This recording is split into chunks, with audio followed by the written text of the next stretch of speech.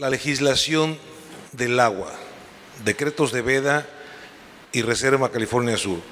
Este tema lo va a abordar Adolfo Castillo Mendívil, quien es ingeniero civil egresado de la Universidad de Sonora, con más de 40 años de experiencia en el sector agua.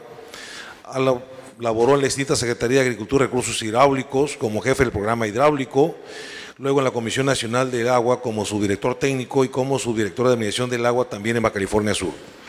Desde hace aproximadamente 15 años labora en el sector privado en un despacho de ingeniería denominado Consultoría, Diseño, Gestión e Ingeniería, que actualmente dirige y que está dedicado a proporcionar consultorías y realizar todo tipo de estudios y proyectos con especialidad en aguas nacionales.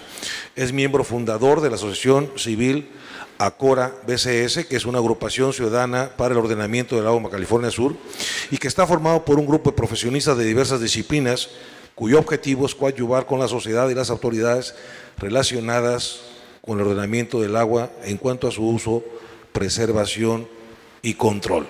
Ingeniero, bienvenido.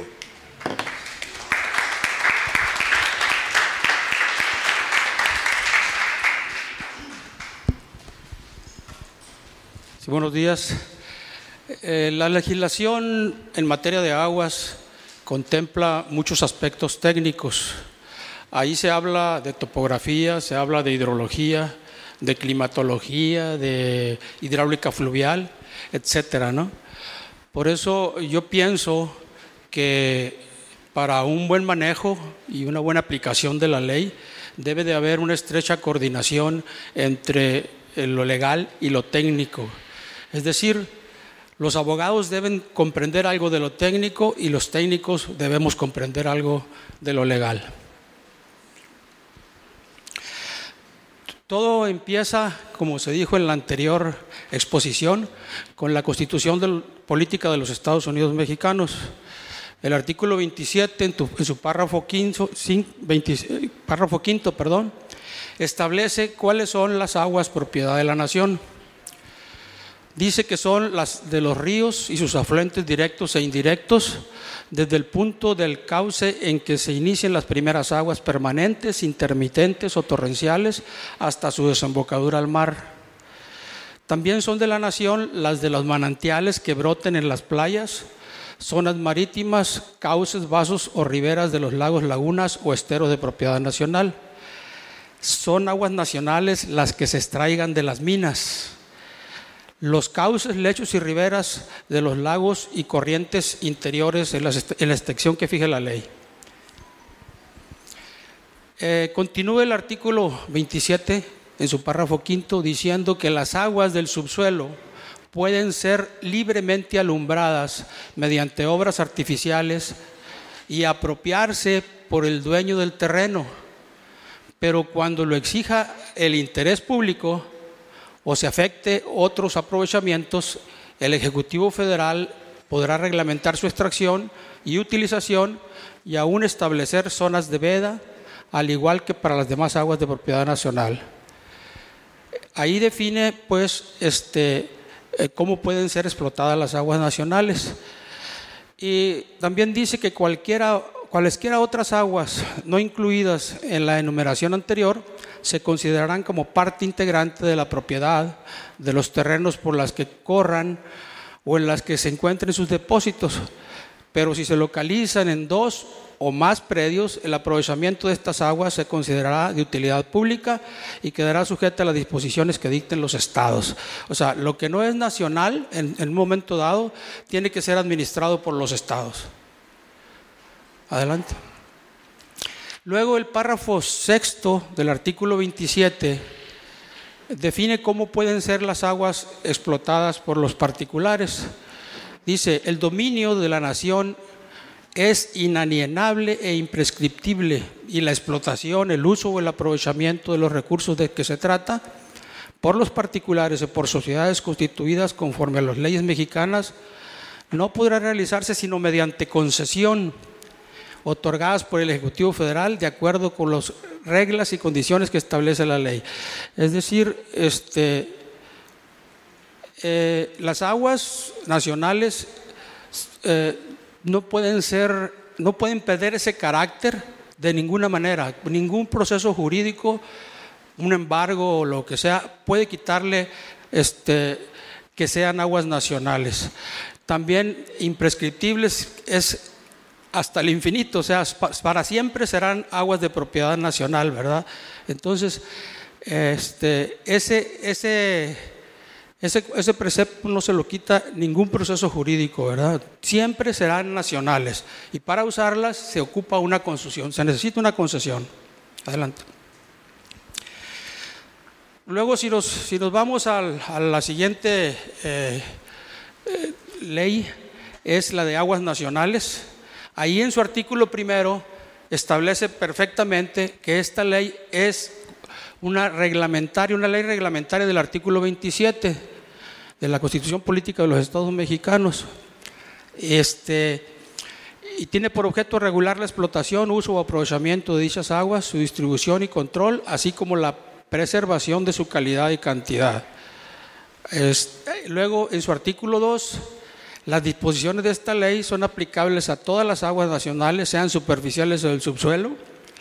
Estas disposiciones también son aplicables a los bienes nacionales que la presente ley establezca, ¿no? O sea que no nada más es el agua, sino el bien público por donde corre el agua. Por ejemplo, puede ser el cauce, puede ser el vaso de una presa, una laguna, un lago, ¿verdad? Aparte del agua. Se aplica esta ley también a las aguas de zonas marinas en tanto a la conservación y control de su calidad. O sea, en lo que se refiere a aguas marinas, ahí no se necesita concesión, simplemente la ley aplica para preservar el entorno marino.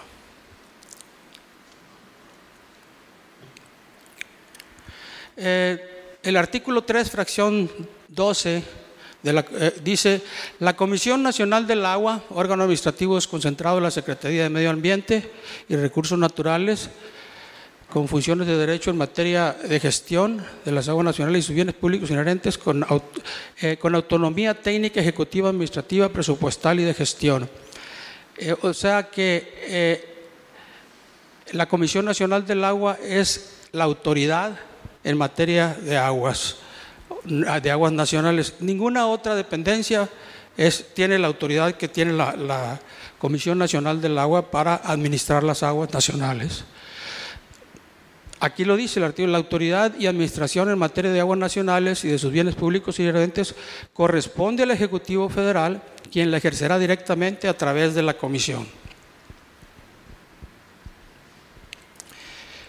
El artículo 16 de la misma Ley de Aguas Nacionales dice: la presente ley establece las reglas y condiciones para el otorgamiento de las concesiones para explotación, uso o aprovechamiento de aguas nacionales en cumplimiento de lo dispuesto del párrafo sexto del artículo 27 constitucional. Aquí ya nos regresa al párrafo sexto para que quede bien establecido que es esta ley la que administra ese artículo sexto, ¿no? Perdón, ese párrafo sexto. El régimen de propiedad nacional subsistirá aun cuando las aguas, mediante la construcción de obras, sean desviadas del cauce o vasos originales y se impida su afluencia a ellas. Si hay una corriente, alguien la desvía o se desvía naturalmente, el régimen de propiedad permanece, ¿verdad? Las aguas residuales provenientes del uso de las aguas nacionales también tendrán el mismo carácter cuando se descarguen en cuerpos receptores de propiedad nacional.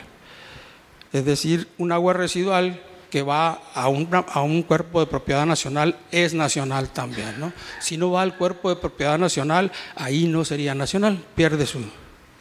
Adelante. Por último, de la Ley de Aguas Nacionales, el artículo 18 dice: las aguas nacionales del subsuelo podrán ser libremente alumbradas mediante obras artificiales, salvo cuando por causas de interés o utilidad pública el titular del Ejecutivo Federal establezca zonas reglamentadas de veda o de reserva. ¿Qué es una zona de veda?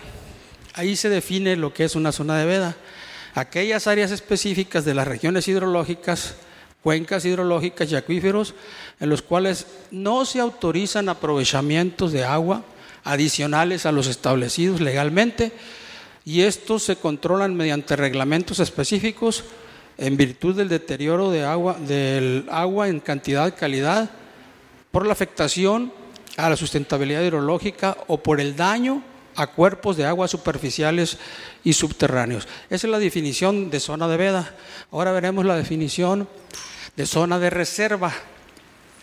Aquellas áreas específicas de los acuíferos, cuencas hidrológicas, etcétera, que establecen limitaciones. Aquí se establecen limitaciones solamente en la explotación, uso o aprovechamiento de una porción o la totalidad de las aguas disponibles con la finalidad de prestar un servicio público. O sea, el Ejecutivo Federal puede establecer una reserva cuando se trata de un servicio público, dándole prioridad a ese servicio. Y zona reglamentada, aquellas áreas específicas de los acuíferos, cuencas hidrológicas y regiones hidrológicas que por sus características de deterioro, de desequilibrio hidrológico, riesgo o daños a cuerpos de aguas o al medio ambiente, fragilidad de los ecosistemas vitales, sobreexplotación, así como para su reordenamiento y restauración, requieran un manejo hídrico específico para garantizar la sustentabilidad hidrológica. Entonces, esa es la definición de zonas de veda, zonas de reserva y zonas reglamentadas. En el país existen, como ya se ha mencionado en otras exposiciones, 653 acuíferos. Ahí los pueden ustedes más o menos visualizar. Esos acuíferos, algunos tienen ya declarada la veda. Si ustedes ven, está de distintos colores porque las vedas son de 3 clases. Hay clase 1, clase 2 y clase 3. La clase 1 que ustedes ven ahí con rojo, ¿verdad? Puede ver nada más en la parte norte, por ahí en el estado de Sonora y un poquito más abajo. Las que están coloreadas en marrón son las zonas de veda clase 2 y las que están en amarillo son las zonas de veda clase 3. Todo lo verde es una zona de libre alumbramiento. Todavía hay varios acuíferos donde se puede alumbrar el agua o explotar el agua sin necesidad de permiso de la Conagua. Como no se ve bien ahí lo que es la clase 1, la clase 2 y la clase 3, las definimos enseguida. La clase 1 es una zona de veda en la que no es posible aumentar las extracciones sin peligro de abatir peligrosamente o agotar los mantos acuíferos. Perdón.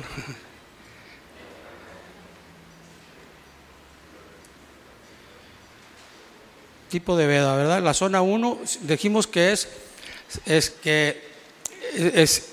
hay peligro de agotar los mantos acuíferos. Esa es la zona de veda 1. La 2 zona de veda en las que la capacidad de los mantos acuíferos solo permite extracciones para uso doméstico. Y la 3, zonas de veda en las que la capacidad de los mantos acuíferos permite extracciones limitadas para usos industriales, domésticos y de riego y otros. Aquí está la definición de los 3 tipos de vedas. Como ven, la más rígida es la tipo 1, donde no se permite aumentar para nada la extracción sin peligro de abatir los mantos acuíferos. La tipo 3 es la más flexible y es la que tenemos en el estado de Baja California Sur. Las vedas publicadas para Baja California Sur datan de los años 51 y 54. ¿Sí? En 1951 se estableció la veda para el Valle de Santo Domingo y una parte del municipio de La Paz, la parte norte. En 1954 se crea el distrito de riego, territorio de Baja California Sur, ¿verdad? Y al mismo tiempo se decreta la veda, ¿verdad?, para el alumbramiento de agua subterránea. Estamos hablando solo de aguas subterráneas porque considero que en este caso es lo más importante para el foro. Nuestro estado pues la gran mayoría, como ya se ha dicho, se abastece de agua subterránea. Y luego, en el 1954, el 8 de julio, se decreta la veda para una parte del estado que abarca la zona sur del municipio de La Paz y todo el municipio de Los Cabos. Se llama región meridional del territorio de Baja California Sur. Todo esto se hizo cuando todavía el estado no existía, era territorio. Sin embargo, pues se ha venido tomando en cuenta porque son aplicables, porque lo que dice la veda se decreta veda por tiempo indefinido. Entonces, en aquel tiempo existía la Secretaría de Recursos Hidráulicos y era la responsable de esto. Después vino la Secretaría de Agricultura y Recursos Hidráulicos y ahora la Comisión Nacional del Agua, que es la responsable en vigilar esto, ¿verdad? Adelante. Las 3 vedas que se publicaron cubren todo el estado. Aquí lo ven. Esta es la primera, la del Valle de Santo Domingo y un poquito del municipio de La Paz, ¿verdad? Luego el distrito de Baja California es toda esta parte de aquí hasta el límite rojo que se ve. Esta es la segunda publicación y la tercera publicación es esta parte, todo el municipio de Los Cabos y parte del municipio de La Paz. Con esas 3 vedas quedó completamente cubierto el estado. O sea, ninguna parte del estado es zona de libre alumbramiento. Todo está vedado con la veda tipo 3, que dijimos que era la más flexible.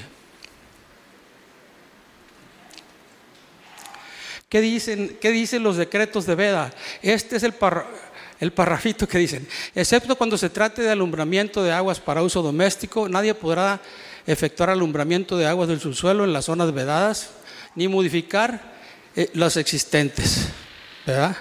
Esto lo aplicaba la Secretaría de Recursos Hidráulicos, como dijo, uso doméstico, excepto cuando se trate para uso doméstico. ¿Cuál es el uso doméstico? La aplicación de agua nacional para el uso particular de las personas y del hogar, riego de jardines y árboles de ornato, incluyendo abrevadero de animales domésticos que no constituya una actividad lucrativa. Este es el uso doméstico y solo eso se debió permitir. Las concesiones de agua. La Ley de Aguas Nacionales establece que para otorgar concesiones se requiere tomar en cuenta la disponibilidad media anual de agua. Eso es importante. El artículo 20 dice que solo se podrá otorgar concesiones o asignaciones, y para otorgarlas el artículo 22 dice que se tomará en cuenta la disponibilidad media anual de agua. ¿Cómo se determina esa disponibilidad media de agua? La Comisión Nacional del Agua publica cada 3 años, debería de ser, la disponibilidad de los acuíferos. En el país hay 653 acuíferos. La última publicación que ha hecho fue el 24 de abril del 2015. Y aquí establece la disponibilidad que tiene cada uno de ellos, así como estos cuadritos que son ejemplos del de La Paz, el acuífero de La Paz, el del Carrizal y el de Los Planes. Así se publican los 653. Por ejemplo, el de La Paz dice que tiene 27.8 millones de metros cúbicos de recarga, una descarga comprometida de 0, volumen de concesionado de 28 y volumen extraído de 30. La disponibilidad es 0 y tiene un déficit de 1.16. Esta disponibilidad nosotros la hemos estado cuestionando mucho. En el grupo Acoras hemos estado luchando porque se cambie esta disponibilidad, porque no es la correcta. El acuífero de La Paz tiene más problemas, ya lo hemos tratado con las autoridades técnicas del nivel central y del nivel local, y es verdad, esto no es lo correcto, esto es mucho más. Y no conviene que esto esté así publicado, porque esto de alguna manera no justifica inversiones, ahuyenta inversiones. Si alguien quiere hacer alguna obra de recarga o algo, oye, pues ¿qué te preocupas si tu acuífero casi está en equilibrio? ¿Verdad? ¿Para qué le hacemos una obra de recarga si no tienes problemas? Tu único déficit es -1. Hay otros como el de Los Planes que tiene -3.8. Entonces vamos haciendo la mejor en Los Planes porque ya está más contaminado o más deteriorado el acuífero. Por eso esto no es correcto, lo hemos demostrado y hemos seguido luchando para que se cambie. Adelante. Bueno, los derechos y obligaciones, antes se me pasaba a decir rápidamente, si alguien pide alguna concesión en La Paz, no pueden otorgarse una concesión nueva, porque tiene déficit, ¿verdad? O sea, por eso dice que se toma la disponibilidad. Un acuífero que tiene disponibilidad no puede ser objeto de una concesión nueva. Adelante. Los derechos y obligaciones de los concesionarios, aquí se marcan: explotar, usar aguas de aprovechar aguas nacionales, realizar a su costa las obras, transmitir los derechos de los títulos cuando se pueda y otras más, ¿no? Adelante. Es que ya me están... Las obligaciones, instalar medidores de agua. Es obligación importante que todos los concesionarios que usen agua y que tengan algún pozo instalen los medidores y los conserven. Y también deben de pagar puntualmente conforme a los regímenes que al efecto establezca la ley, los derechos fiscales que pagan por el uso, ¿verdad? Quien no cumpla en más de un año del pago de estos derechos podrá ser objeto de revocación de la concesión. Adelante. Más obligaciones: no explotar, usar o descargar volúmenes mayores a los autorizados en los títulos, dar aviso de inmediato cuando se descomponga un medidor y cumplir con las demás obligaciones de los títulos. La Ley Federal de Derechos en su artículo 223 contempla cuánto deben de pagar los que usan agua. En el 2017, para aguas subterráneas, cada metro cúbico en la zona de disponibilidad 1, las zonas de disponibilidad está por acuíferos, es 20.47 pesos. Cada metro cúbico deben de pagar derechos por 20, la de 2, 7.92, la de 3, 2.76 y 2 pesos la de 4. Para agua potable es distinto. Aquí el agua potable paga casi la décima, bueno, no sé, una quinta parte o décima, no sé, habría que hacer la operación. Pero, por ejemplo, para agua potable la disponibilidad 1 puro paga 47 centavos. Es decir, aquí en La Paz el sistema de agua potable y alcantarillado le debe pagar a la Conagua 47 centavos, perdón, no a la Conagua, al erario federal, 47 centavos por cada metro cúbico. En la zona 2, 22 centavos y así sucesivamente en la 3 y en la 4. Hay algunos usos que no pagan derechos. Perdón. Hay algunos usos que no pagan derechos. El uso agrícola y dedicados a uso doméstico no paga derechos. Por las aguas que broten o aparezcan en las labores de las minas tampoco se pagan derechos, ¿verdad? Cuando se usan para desagüe, pero si las aprovechan para uso industrial, ahí sí debe de pagar derechos una mina. Dice: por el uso, explotación o procesamiento de aguas tomadas del mar tampoco se pagan derechos. Adelante. Pues aquí hay las faltas a la ley, pero ya las estaba mencionando. Todo esto son faltas a la ley. Estas son las multas que se ponen de acuerdo a las faltas a la ley, que van de 1,000 días de salario mínimo hasta 20,000. Esto es como de 80,000 hasta 1,000,000 y tantos de pesos. Y luego también hay faltas. La autoridad del agua sancionará a los servidores públicos que hayan emitido permisos o títulos en contravención a esta ley, a la Ley Federal de Responsabilidades Administrativas y de los Servidores Públicos y al Código Penal Federal. O sea, también aquí en la Ley de Aguas Nacionales hay un artículo para sancionar a los funcionarios públicos. Bueno, luego esta ley.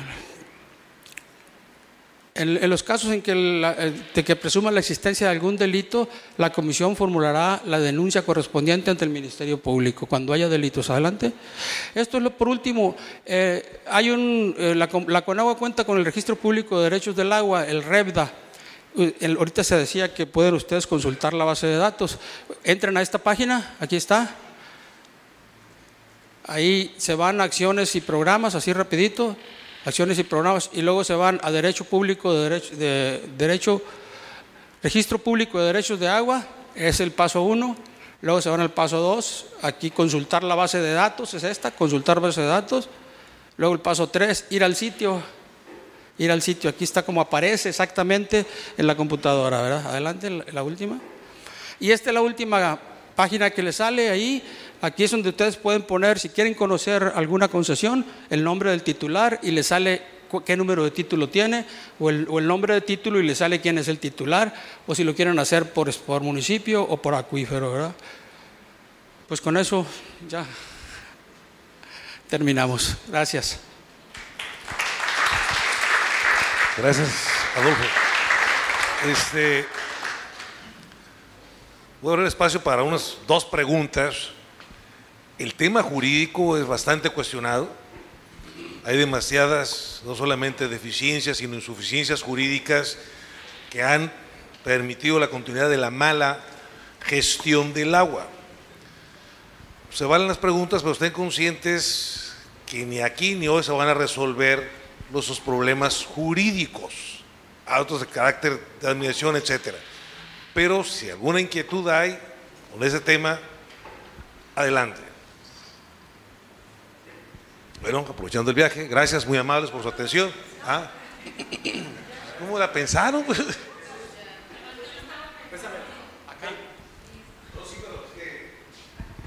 Yo quiero hacer una pregunta. ¿Sí puedo o no puedo?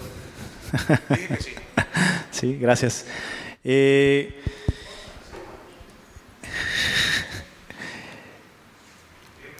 Con base en la presentación que hizo, ¿no? Y con todo el análisis que tienen ustedes ahí en Ácora, ¿cuál es digamos, la visión, ¿no? Sobre qué se tendría que estar trabajando en el camino legal, en el camino jurídico, también de acuerdo a lo que presentó la compañera de la Conagua? O sea, con la Conagua en la presentación anterior hizo una explicación de cómo la Conagua maneja y administra y gestiona el agua con base en la ley. Y por otro lado, tu presentación también va en ese sentido, pero ¿cuál es la recomendación? ¿Hacia dónde se tiene que ir trabajando en lo legal? Mencionas de que Baja California Sur fue declarada zona de veda clase 3 hace muchos años. Entonces cualquiera, yo puedo interpretar eso como que ya no hay vigencia para seguir usando esa ley, ya no hay vigencia ante los hechos actuales, ante las necesidades actuales, ya no hay vigencia para seguir tratando a Baja California Sur como una zona de veda clase 3. Yo puedo interpretar eso, pero sin embargo, tú en tu presentación no lo dices. Expones toda esta serie de argumentos, pero yo quisiera que ustedes definieran y sean claros para que las autoridades aquí presentes lo tomen en cuenta, ¿sí? Y digan hacia dónde hay que dirigir los esfuerzos legales. Gracias. Bueno, eso de que no hay vigencia quizás no me di a entender, pero a pesar de que los decretos de veda datan de ya casi 60 y tantos años, si te diste cuenta en alguno de los párrafos ahí, dice que se declara veda por tiempo indefinido. Entonces ahí no hay término de vigencia. La palabra indefinido te lleva hasta el infinito, pues. Ahí, o sea, la vigencia está todavía actual, ¿verdad? O sea, por eso no se vio necesidad de volver a publicar las vedas, porque ya están publicadas. O sea, cuando son de tiempo indefinido, ¿para qué volverlas a repetir, verdad? En cuanto a vigencia. Gracias. Una pregunta. Mi pregunta es así como ciudadana, ¿no? Si dice que hay vedas y que el agua nos falta en el estado, todas estas concesiones nuevas a megadesarrollos que están comprometiendo el agua, y la otra es el agua que usted dice que puede salir de las minas. Si hay una industria minera y que ellos saquen esa agua en una zona como nosotros, eso no debía de permitirse, ¿no? Una minería, ¿no? Por lo que está diciendo usted en su información. De hecho, no se podría establecer una minería que contamine y extraiga agua así, ¿no? Si está una zona vedada de agua, de falta de déficit. ¿O es mi pregunta o lo entendí mal?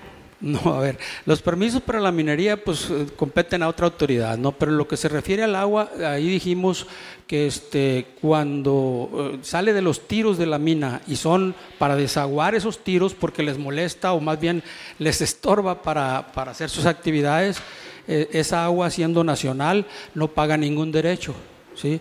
Pero si la minería se establece y le dan los permisos que tenga que dar a las demás autoridades y por alguna razón puede otorgársele agua, esa agua sí la debe de pagar cuando la use en el tratamiento o en la extracción del oro,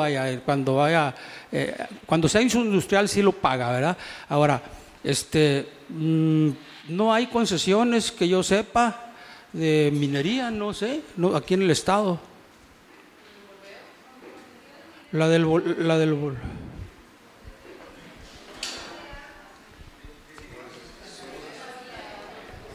Bueno, sí hay concesión.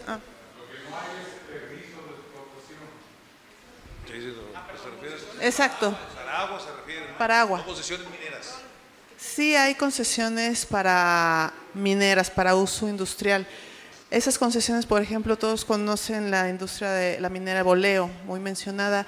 Esta minera saca agua del mar, tiene pozos que van directamente a la cuña marina, extrae esa agua y la mayor parte la utiliza como agua con minerales, concentración de minerales, pero hay otra parte que sí desaliniza.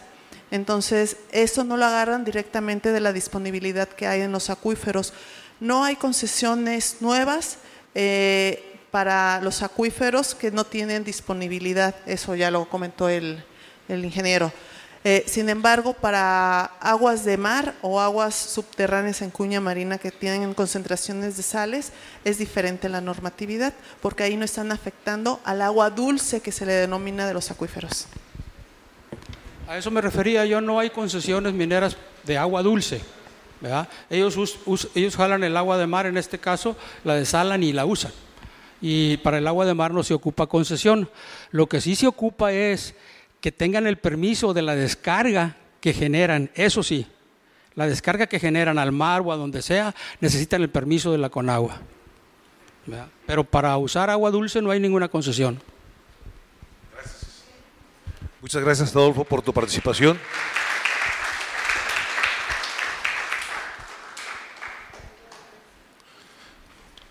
Vaya que el tema es complicado porque la legislación es algo más que ambigua.